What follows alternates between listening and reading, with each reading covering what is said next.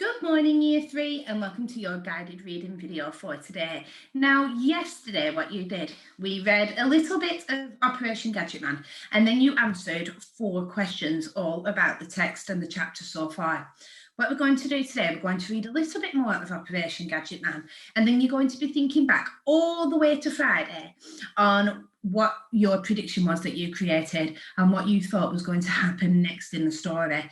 Following on from this that you read today, I then would like you to see if your prediction was correct or not, if it was a little bit similar, if it wasn't, and then you can describe in detail what similarities or differences there are, making sure, like I said, it is in detail. So let's read a little bit more. She took a felt tip pen out of her case and coloured in the fingertips of first Louisa, and then Anne, then herself. She pressed each of her friend's fingers to a clean sheet of paper, one hand above the other, before doing her own. Beans labelled each sheet of paper very carefully. Anne wiped her fingers on her skirt. Louisa held her fingers out in front of her and eyed them with distaste. Ugh. She stretched out her fingers so that no finger touched the one next to it. Yuck! So what next? Louisa asked. Next, we go through to Dad's workshop. With a fine tooth comb, Beans said. If you find anything at all, let me know. 10 minutes and several questions later, they were all getting discouraged. Anne and Louisa thought they found several strange items, but Beans had an explanation for each of them. This is getting us nowhere, Beans said reluctantly. If there are any other clues in here, then I can't see them. Louisa, you didn't find anything in the corners of the room. Louisa shook her head. Anne, there was nothing on the windowsill or under it, Beans carried on. Anne shook her head. Sorry. And there was nothing in the waste bin, Beans asked. Anne and Louisa found each other before turning to the Beans. I didn't check the bin, Louisa said, surprised. I thought you were going to do it. I thought Anne did it, Beans replied. Still, I don't expect we'll find anything in there either. Beans, Louisa warned. Beans headed for the bin, mentally telling herself off. If that was the way she really thought, then why was she bothering doing anything at all? She began to fish through the bin. 2 dead batteries. At least I'm assuming they're dead.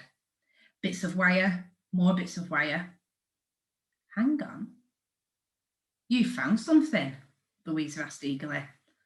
So that's where the fish knife got to, Beans smiled, regarding the burnt, blackened top of the knife. I do wish Dad wouldn't use cutlery for it. Bean stopped herself in mid-sentence.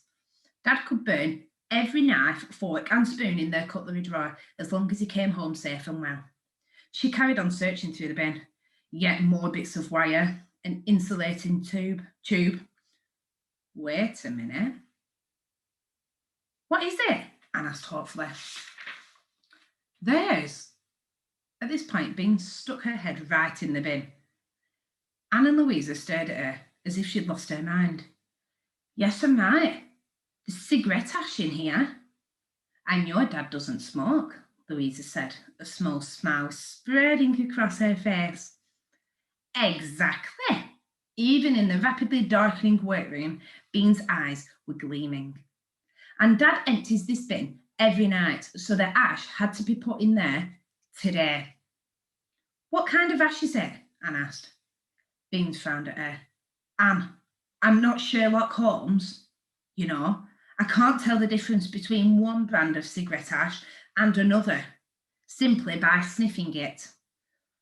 No, I meant, is it from a cigar, a pipe, or a cigarette? Anne said. And we are going to leave it there. So like I said, what I'd like you to do today, I'd like to have a look at your prediction from Friday, see what you wrote, see if what's happened in this chapter so far is exactly what you thought.